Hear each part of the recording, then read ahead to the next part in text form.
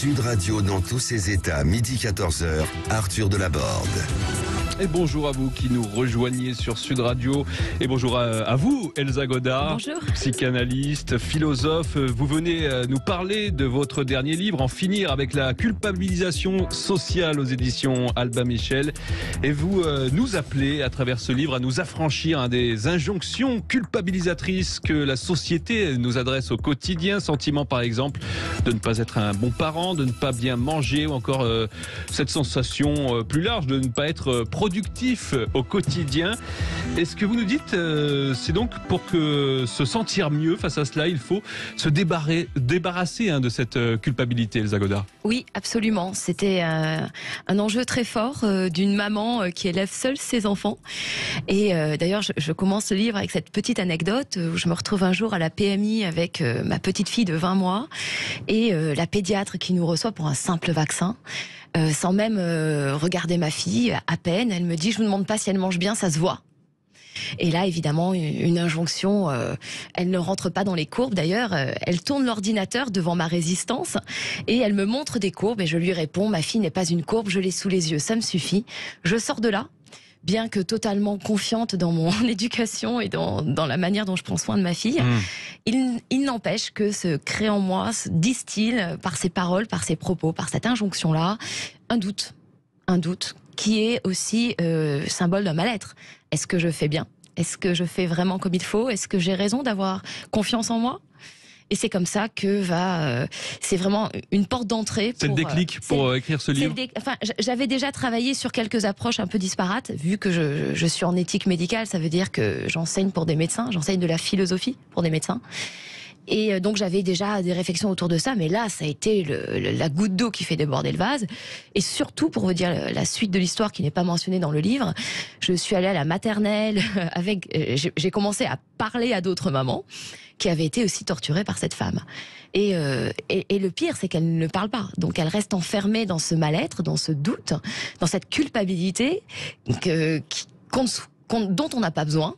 Et je pense qu'il faut briser le silence à un moment donné. Alors précisément, dans les exemples que vous venez de nous donner, la culpabilisation, elle vient des autres, d'autrui, de la société, mais finalement elle vient aussi beaucoup de nous-mêmes, ce que vous expliquez aussi dans cet ouvrage. Oui, absolument, merci de le mentionner.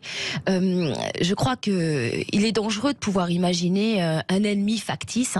Comme on pourrait créer notre société contemporaine, elle a tendance à créer de faux dieux, de fausses idoles plutôt que de faux dieux, de fausses idoles, où on s'attarde sur des croyances, sur des on-dit. Qui c'est on, ça ne renvoie à rien. Et on oublie qu'on participe tous à ce système. Un système de jugement, d'évaluation, et qu'on participe jusqu'à entrer dans ce système que je dénonce, qui est un système global, qui n'oppose ni, je sais pas moi, une vision démoniaque ou élitiste, ou je sais pas, qui serait coupable, ou je ne sais pas, c'est pas ça. Ce serait trop simple. La vie n'est pas binaire, la société n'est pas binaire. On n'est pas dans un manichéisme.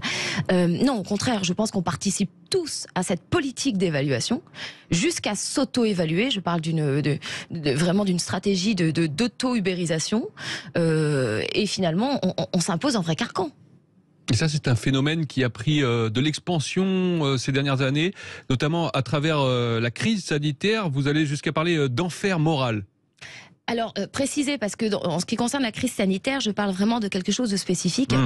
Je le disais tout à l'heure, j'enseigne à l'école d'éthique de la Salpêtrière. Alors, c'est quoi?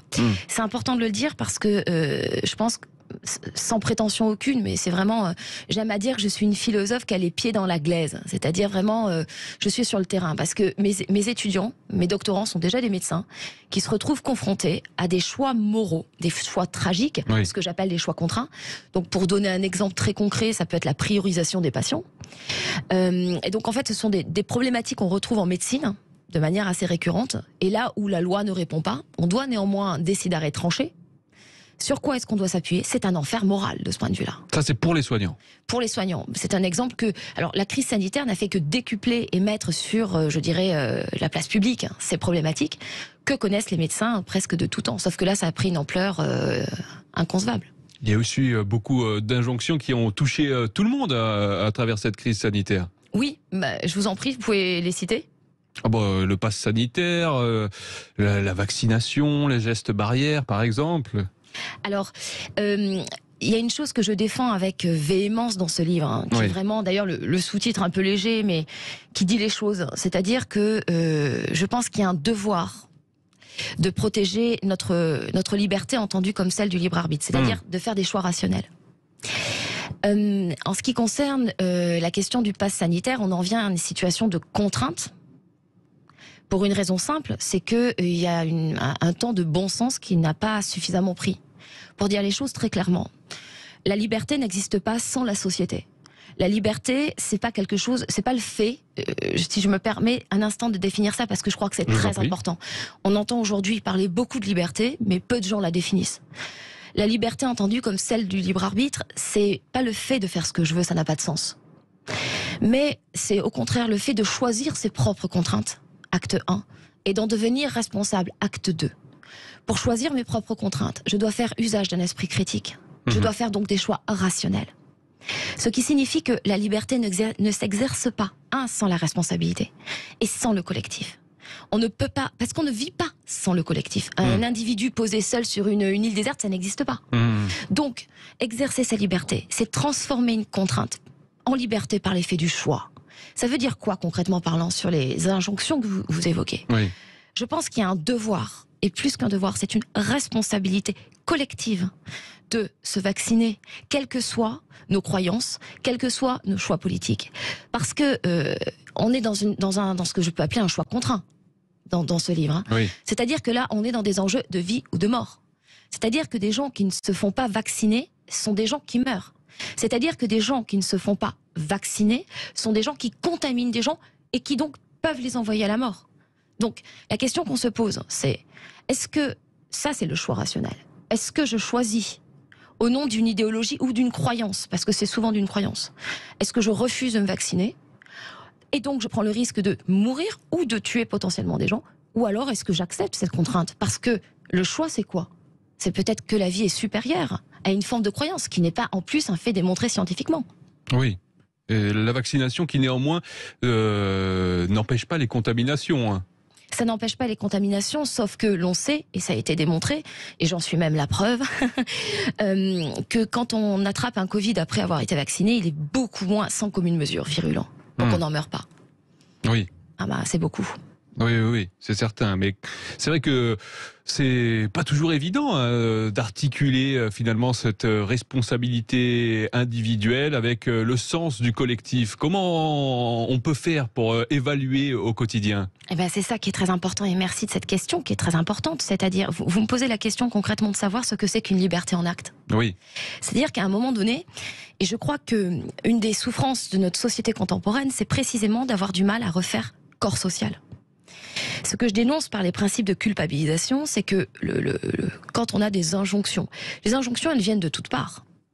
Il faut s'en méfier parce que tout un chacun, ça peut être, je parle d'ailleurs d'injonction de culpabilisation dans la vie familiale, dans le champ domestique, dans le champ professionnel, dans le management, ça peut venir de toutes parts, d'un médecin, ça peut venir des gens de notre famille. Ah tiens, t'as vu comment t'élèves ton enfant, ça vient de partout en fait. Donc le problème de cette mécanique de la culpabilisation, c'est qu'elle va nous faire douter. Et donc on va en arriver avec une multiplication de discours, une multiplication d'informations, une multiplication de possibles. On va en arriver à une confusion. Donc en fait, et c'est ça l'originalité de cette réflexion et de ce que je dénonce, c'est que on va en arriver à un conditionnement par le doute, là où à la base le conditionnement c'est celui qui crée des dogmatismes et des certitudes. Là, ça va créer du doute. Est-ce que je pense bien? Est-ce que je fais bien? Est-ce que je fais ce qu'il faut? Et ce doute nous permet plus de penser librement, donc de faire des choix. Et on va se mettre à douter. Est-ce que je pense comme il faut? Est-ce que je suis un bon parent? Est-ce que j'agis comme il faut? Je ne sais plus. Et je ne sais plus quoi penser. C'est ça qui tue l'esprit critique. Et cela va engendrer une mécanique qui est double, des inhibitions. À la fois j'ai honte, finalement j'ai honte de ce que je pense. C'est la preuve que je pense mal. On me dit que je pense mal. Donc j'ai honte, et ça va créer des logiques de soumission volontaire. Soumission volontaire qui empêche d'exprimer un libre arbitre. Et donc c'est très dangereux. Il y a plein de discours qui aujourd'hui, et y compris aussi des discours politiques, qui aujourd'hui nous donneraient soi-disant un bon chemin de pensée, mais qui sont au contraire extrêmement dangereux parce qu'ils empêchent une libre réflexion. Oui. Il faut faire très attention à ça. Est-ce que vous relevez aussi, vous prenez on a parlé de la crise sanitaire, l'exemple de l'avortement dans votre ouvrage, c'est un droit en France évidemment, mais cela reste un parcours du combattant, hein, c'est ce que vous nous dites. Oui, ça c'est une expérience clinique que j'évoque. J'ai eu depuis plusieurs années en cabinet des femmes qui se sont retrouvées dans des situations de choix contraints. Alors quand la question de l'avortement est assez claire pour la personne, qu'elle est le fruit d'un désir assez évident, il n'y a pas de problème, tant mieux, il n'y a pas de souci. Mais pour nombre des patientes que j'ai été amenée à accompagner, ça a été vraiment très compliqué. Et j'en suis arrivée à une conclusion. D'une part, l'avortement est légal, mais n'est pas pour autant légitime. Et il y a beaucoup de résistance. Et je pense aussi notamment à des médecins, à des gynécologues, qui sont réfractaires. Alors, vous savez qu'il y a la clause de conscience dans l'avortement, hein, qui est vraiment un cas unique en médecine. Hein. Et donc, qu'est-ce que ça veut dire, la clause de conscience ? Oui, vous pouvez le rappeler. Oui, ça veut dire que c'est le seul cas où le praticien a le droit, au nom de ses valeurs morales, de ne pas pratiquer cet acte. Oui. Voilà. Donc on peut imaginer, moi le cas que j'évoque est un cas très concret, on peut imaginer une jeune femme en plein mois d'août qui se retrouve à devoir faire un avortement, elle est dans une crise de doute existentielle, c'est ce qu'on peut comprendre, c'est compliqué, hein, humainement parlant c'est compliqué, on est dans un choix contraint, et elle ne trouve pas de praticien, puis le délai. Et puis ça tourne la montre. Voilà. Et dans une telle situation, moi j'aimerais faire 2 propositions très très claires et très simples. On vous écoute. La première, c'est que je trouve que ce serait assez cohérent qu'il y ait des centres, alors pas une quantité folle, on n'a pas besoin d'avoir une quantité folle, mais peut-être une dizaine en France, de centres d'IVG avec une mutualisation des moyens, aussi bien sociaux, psychologiques, médicaux évidemment, où quelqu'un pourrait, dans une situation de crise, de doute, d'angoisse, où souvent on se retrouve extrêmement seul dans ces moments-là, pourrait aller prendre tous les renseignements, les aides, et surtout qu'on lui propose des aides, y compris des aides d'accompagnement social, si l'enfant décide de garder. Ça n'existe pas du tout, ça aujourd'hui, c'est totalement fragmenté. Je n'ai pas trouvé, c'est fragmenté, et puis surtout on n'a pas forcément des personnels formés à ce type de pratique. Il faudrait former des soignants à ce type de pratique. Voilà. Qu'on n'ait pas un accueil d'un médecin qui, quand vous pouvez lui dire je voudrais pratiquer un IVG, ah non, puis ça devient très compliqué. Il faudrait que ce soit beaucoup plus simple. Qu'il puisse y avoir aussi, c'est la deuxième chose, une proposition à prendre ou à ne pas prendre, mais qu'on puisse offrir une consultation chez Jamsy après un IVG, pour qu'une parole puisse être déposée. Pour une femme, bien sûr, mais aussi pour celui qui aurait pu être le père. Parce que il n'y a pas de possibilité, si ce n'est d'aller payer soi-même, aller voir un psy. La démarche n'est pas toujours simple. Et on a besoin de déposer une parole. Et je trouve que ces 2 choses-là, qui me semblent pas très compliquées parce que les moyens existent mais ils ne sont pas mutualisés, ça devrait pouvoir être mis en place. Alors, on a beaucoup parlé de choix contraints, difficiles. Il y en a aussi qui sont plutôt bons, c'est comme ça en tout cas qu'on pourrait les qualifier. Par exemple, quand je fais le tri pour mes poubelles. Oui. Alors, la question, vous voyez, il y a certaines incohérences. Il est évident, de ce point de vue-là, je dénonce ce qu'on pourrait appeler les perversions de la bienveillance. Il est très important d'éduquer nos enfants à trier les poubelles. Et d'ailleurs, il y a un travail qui se fait de cette nature-là. Et c'est très bien à l'école, dans le champ social. Et on ne peut qu'encourager. Après, il faut que les moyens soient faits. Quand vous n'avez pas assez de poubelles, quand vous n'avez pas assez de personnes capables de les ramasser au bon moment, etc. Il faut qu'il y ait des moyens institutionnels qui soient mis en place pour accompagner ce genre de démarche, pour que ce soit cohérent. Et ce sont ces incohérences-là qui ne fonctionnent pas. Les effets pervers de la bienveillance, ça veut dire quoi ? Ça veut dire que, à terme, par exemple, je parle du nudge, il y a plusieurs situations de cette nature-là. Or, le nudge... Oui, vous pouvez définir. Oui, c'est le petit coup de pouce, littéralement en anglais. Alors, pour vous donner un exemple, on va estimer... alors, dans les cantines, on va mettre la nourriture avec les meilleurs Nutri-Score à portée de vue, et tout ce qui consiste un petit peu à être de la malbouffe bien en dessous, pour vraiment pousser un petit coup de pouce dans les comportements. Bon. Dans une forme de dystopie, on pourrait imaginer une société où tout ce qui serait bien, entre guillemets, nous serait placé sous les yeux, inviterait au comportement sans qu'au final on n'ait plus besoin de penser. Donc de faire de choix. Donc à un moment donné, c'est très bien de pouvoir faire en sorte que nos enfants apprennent ce que c'est que bien manger. il y a un travail à la fois parental, sociétal, scolaire, etc. Mais en même temps qu'on les éduque aussi au choix. Et ça me paraît absolument fondamental. Donc faire attention à la bienveillance. La bienveillance, elle n'a de sens que si on interroge ce que c'est que le bien de l'un et le bien de l'autre. Et qu'on ne ramène pas le bien de l'autre à sa propre seule et unique vision. Vous parlez d'éducation au choix, comment ça peut se matérialiser ? Vous savez, je vais vous dire quelque chose d'important, qui me touche particulièrement. J'ai défini tout à l'heure la liberté. La liberté, c'est faire un choix rationnel. Pourquoi ? Parce que la raison, et ça c'est vraiment au fondement de la philosophie, la raison c'est quelque chose qui nous invite à réfléchir sur le bien. Quel sens donner à notre propre bien s'il ne correspond pas au bien commun ? Ça participe. Oui. On œuvre tous, on bâtit un monde ensemble, qu'on le veuille ou non. Bon. Ça ne peut se faire que par la raison. Mais la raison, elle est nourrie par quoi ? Par la connaissance. Donc en fait, pour vous dire, si vous vous posez une seule question, à quoi ça sert d'aller à l'école ?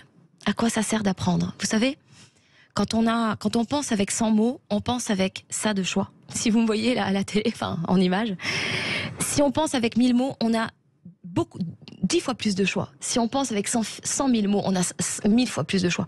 Ça veut dire quoi ? Ça veut dire que plus on sait de choses, plus on a de choix et plus on est libre. Donc éduquer au choix, ça veut dire quoi ? Donner les moyens par la transmission de connaissances, quelle qu'elle soit. La culture, c'est vaste, vous savez. Eh bien, être capable à nos enfants de construire leur propre esprit critique contre des normes sociétales qui viendraient de toutes parts, auxquelles nous participons aussi, dans les jugements que l'on fait à tout crin, dans les dogmes que l'on pose, dans les certitudes que l'on impose sans être allé les vérifier. Est-ce que c'est ça qu'on veut pour nos enfants ? Une éducation à la liberté, c'est une éducation à la connaissance, c'est apprendre à aimer apprendre, c'est apprendre à aimer savoir, c'est apprendre à aimer comprendre et à se forger sa propre opinion. L'ambition est grande, mais ce n'est qu'à ce prix qu'on sauvera notre libre arbitre. Et à contrario, est-ce que l'accumulation de connaissances peut pas aussi renforcer les doutes ? Ce qui renforce les doutes, c'est l'accumulation d'opinions.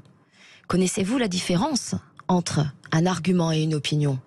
Les vérités de fait et les vérités d'opinion. Alors, le fait même ne suffit pas. Un argument, c'est quelque chose qui est démontré rationnellement. Si je vous dis 1 + 1 = 2, ça a été démontré pendant l'Antiquité. Toute personne douée de raison est capable de comprendre une démonstration rationnelle, une explication démontrée rationnellement, avec des arguments. Néanmoins, si je vous dis que le chocolat est meilleur que le fromage, c'est vrai, mais seulement pour moi. Et je ne peux pas le démontrer, c'est une opinion. Le problème, c'est que beaucoup de discours tiennent sur des opinions invérifiables, indémontrables, chacun les siennes. Ça ne peut pas convaincre, c'est ce qui s'oppose à la connaissance. Le débat philosophique depuis Socrate est un débat qui s'oppose à ce qu'on appelait la doxa, aux opinions, aux préjugés, aux fausses croyances.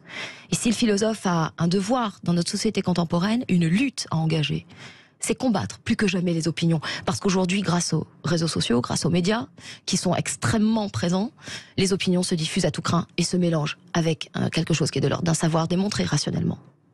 Comment on peut faire pour renforcer cette diffusion de connaissances, la diffusion de la réalité des faits, plutôt que les vérités d'opinion qui pullulent dans notre société actuellement ? Il faut éduquer nos enfants à l'esprit critique. Ça veut dire, il y a 2 types de doutes. Il y a le doute qui crée la confusion et l'opacité, l'obscurantisme, on pourrait presque dire un obscurantisme cybermoderne.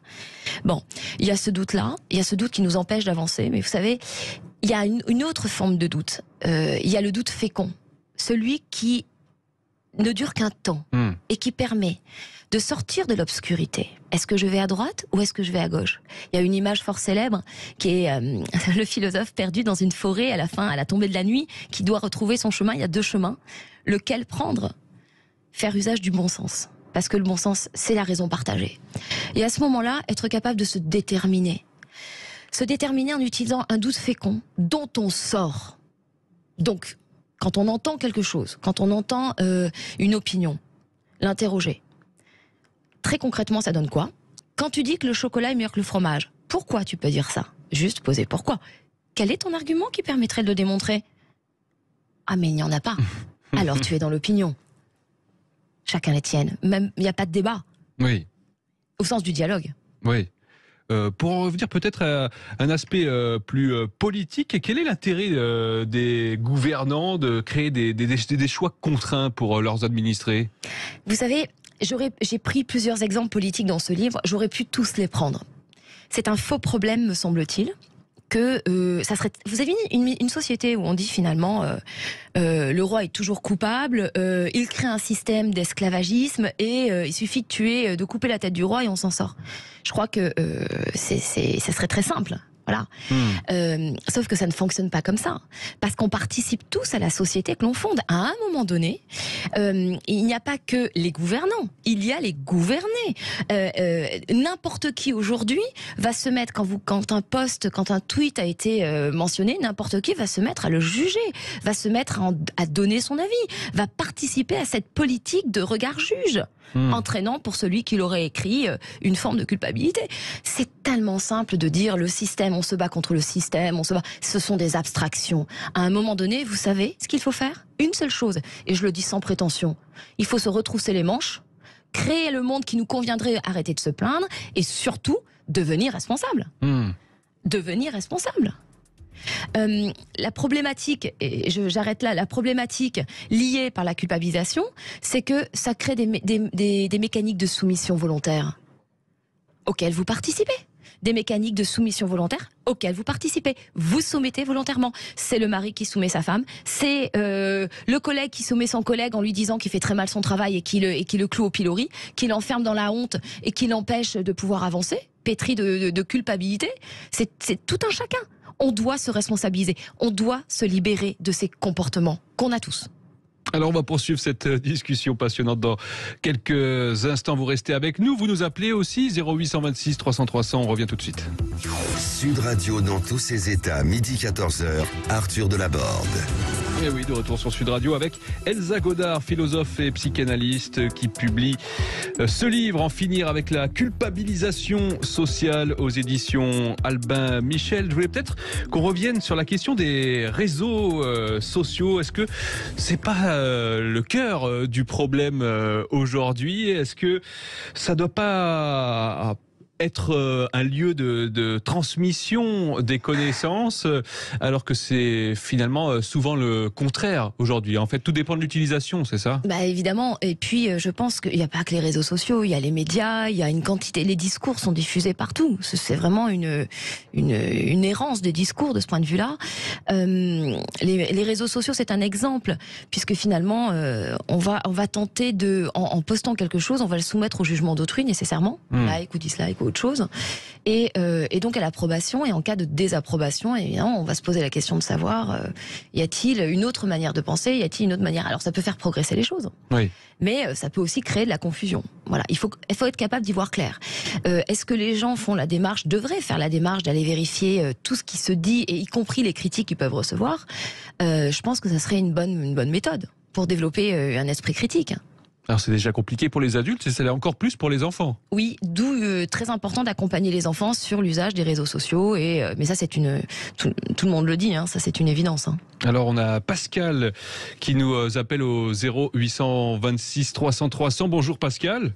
Oui, bonjour Arthur. Bonjour, on vous écoute. Bonjour. Donc oui, alors, je vous écoutais. Je trouve extraordinaire qu'on soit aussi sur des choses que vous l'êtes. Et moi qui dois avoir le doute de votre âge, je n'ai que des doutes aujourd'hui, dans l'époque actuelle.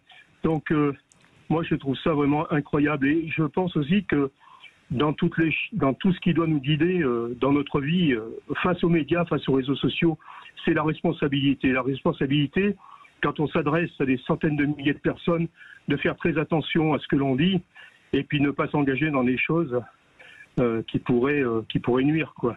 Voilà. Donc les réseaux sociaux, oui, très bien, mais après il y a le web aussi, bien sûr, Internet, avec tout ce qu'il propose, et le choix que l'on doit faire dans tout ce que l'on nous propose. Mais c'était la même chose avant avec les journaux, on était toujours obligé de faire un choix, et bien notre libre arbitre à chaque fois, bien s'exercer au contact des infos, voilà. C'est ce que je voulais dire. Alors Elsa Godard, pour répondre à Pascal, qui nous fait en quelque sorte un éloge du doute. Oui, mais il faut en sortir du doute. Le doute, il y a vraiment un doute fécond qui permet de pouvoir avancer, et c'est le propre de l'esprit critique, mais il faut pouvoir en sortir. Voilà.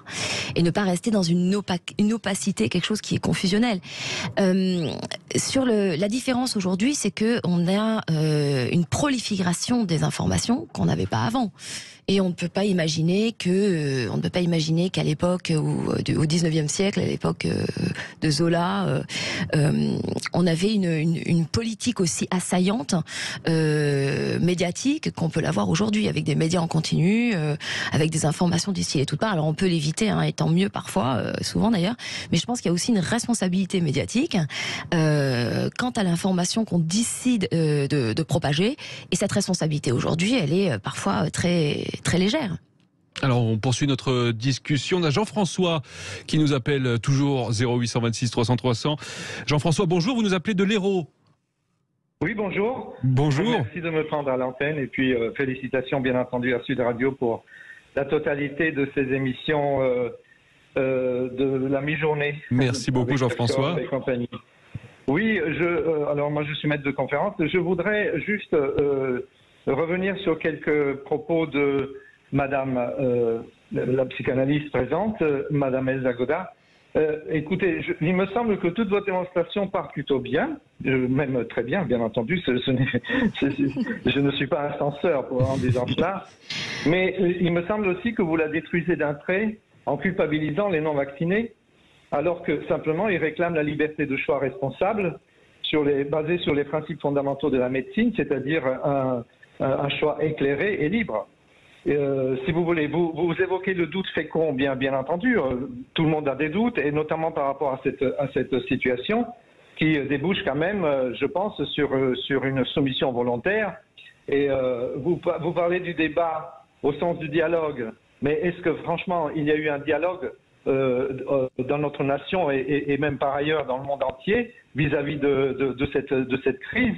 Il y a des centaines, des dizaines, des milliers d'avocats, de maîtres de conférences, de professeurs, de chercheurs, de médecins qui se sont exprimés. Jamais ils n'ont eu droit au chapitre. Vous évoquez, en ce qui concerne l'enfance, évidemment, de ne pas être embarqué dans des certitudes sans aller vérifier. Bien voilà, les gens qui sont là, ce ne sont pas des écervelés. Tout simplement, ils vérifient, alors qu'on nous propose que des certitudes. D'ailleurs, elles-mêmes mise en doute par exemple par le PDG de Pfizer, par le PDG de BioNTech, qui dit lui-même ne pas vouloir se faire vacciner, ne pas vouloir faire vacciner ses enfants, et comment dirais-je, et met en doute, même plus qu'en doute, la portée effective de la troisième dose. Et donc tout cela me paraît un petit peu contraire à votre intention, qui est franchement à saluer, bien entendu. Vous parlez aussi des arguments rationnels face à l'opinion. Justement, des arguments rationnels. Regardez, il y a plein de choses qui se passent partout dans le monde. Il y a des tableaux, puisqu'on est dans la civilisation du tableau Excel. Il y a des tableaux à Londres, en Suède, au Japon, partout. Est-ce qu'on nous les présente aujourd'hui dans les médias, à part Sud Radio en France? Non. Voilà, donc je voulais tout simplement tirer votre attention sur cette contradiction qui malheureusement vient à mes yeux entacher un petit peu votre démonstration. Alors, Elsa Godard, la question est assez précise, vous pouvez y répondre directement. Merci pour cette question, et effectivement, il y a deux choses. Déjà, je pense qu'il y a deux temps. Il y a le temps de la prudence et il y a le temps de l'urgence. Il y a deux temps et il y a une responsabilité. Aujourd'hui, on sait que ce virus tue. Ça, c'est un fait. Ensuite, on est relativement peu éclairé sur la diffusion, le développement, sur la manière dont ce virus, on a un nouveau variant qui vient d'arriver, comment les choses se mettent en place. On essaye de lutter comme on peut, avec une seule certitude, c'est que le vaccin est quelque chose qui freine le développement de ce virus. Donc, il faut pas oublier une chose, et c'est là où je pense qu'on doit, contrairement à ce que disait ce monsieur Jean-François, c'est là où je pense qu'on doit être capable de sacrifier en partie sa liberté individuelle au nom d'une liberté collective. Pourquoi ? Parce que si les gens ne se vaccinent pas, à terme, c'est tout le collectif qui va se retrouver dans une situation compliquée dont on ne sortira pas. Et ce qu'on cherche à faire là, c'est en sortir. Donc je pense qu'il y a un moment donné où il y a un choix rationnel à faire, qui est quand même de tenter d'éviter le plus possible le nombre de morts. On a un devoir à ce niveau-là. Et je trouve que ce choix rationnel se porte à ce moment-là. S'il s'agit que de liberté personnelle, individuelle, où je ne regarde que ma propre existence, pourquoi pas ? Sauf que là, on est dans une situation extrême où mon existence engage celle des autres. Donc je crois qu'on doit être capable, et d'ailleurs c'est une très bonne nouvelle, puisque cela signifie aussi qu'en renonçant à une part, c'est ce qui fait la société, en renonçant à une part de ma liberté individuelle que je récupère au nom d'une liberté sociétale, sous la forme de droits et de devoirs, et bien en même temps c'est ce qui va me permettre de recréer du lien social et de recréer un corps social, puisqu'on va être responsable ensemble pour le collectif. Et je crois que c'est très bien. Jean-François, je ne sais pas si vous avez été convaincu par la réponse d'Elsa Godard. Je voudrais juste, mais écoutez, je pense qu'en médecine, on a brûlé une étape, c'est-à-dire l'étape de l'examen sérologique. Ensuite, j'ai 2 amis, par exemple, je n'aime pas fermer mon propos sur des exemples personnels, mais j'ai perdu 2 amis qui ont eu, suite au vaccin, la réactivation de cancers qui étaient en rémission et qui sont devenus cancers foudroyants jusqu'à les emporter là-haut. Donc, lorsque vous dites effectivement le collectif face au cas personnel, mais là, on est en train d'imposer comment dirais-je, une thérapie génique à l'ensemble de la population. Hier soir, Tedros, je ne sais plus son nom précisément, le directeur de l'OMS, a dit des choses terribles. Vérifiez, s'il vous plaît, par vous-même, en ce qui concerne la vaccination des enfants. Monsieur, le PDG, je veux juste rappeler, cher Jean-François, que le PDG de Pfizer était un des premiers à se vacciner. Il a été vacciné le 10 mars 2021. Il était un des premiers sur la liste. Donc, il faut faire attention, encore une fois, à tout ce qui peut être dit et aux manières dont on peut véhiculer des informations. Non, moi je véhicule rien du tout. Pourquoi ne parle-t-on des effets secondaires ? Alors Jean-François, je suis désolé, on va être obligé de s'arrêter là. La dernière chose, les effets secondaires, pourquoi pourquoi personne très rapidement, si vous le voulez bien. Mais en tout cas, sur Sud Radio, on continue à en parler de manière. Merci beaucoup. Merci Jean-François, merci. Évidemment, Elsa Godard, qui publie donc ce livre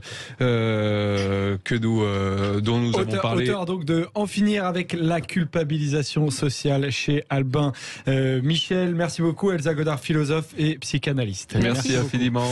Vous pouvez rester avec nous sur Sud Radio. Tout de suite, Brigitte Lay de 14h à 16h avec ces questions-là. Noël est synonyme de cadeau, mais que signifie le cadeau ? Comment réagissez-vous par exemple par rapport aux cadeaux ? Savez-vous les recevoir et aussi les offrir ? C'est jusqu'à 16h avec Brigitte Lay qui reçoit Thierry Neveu, psychanalyste et psychothérapeute. Et nous, on se retrouve, Arthur Delaborde, demain avec Jérémy Pelletier, notamment directeur des études de la Fondation Jean Jaurès, auteur de ce livre La fête est-elle finie aux éditions L'Observatoire. À demain.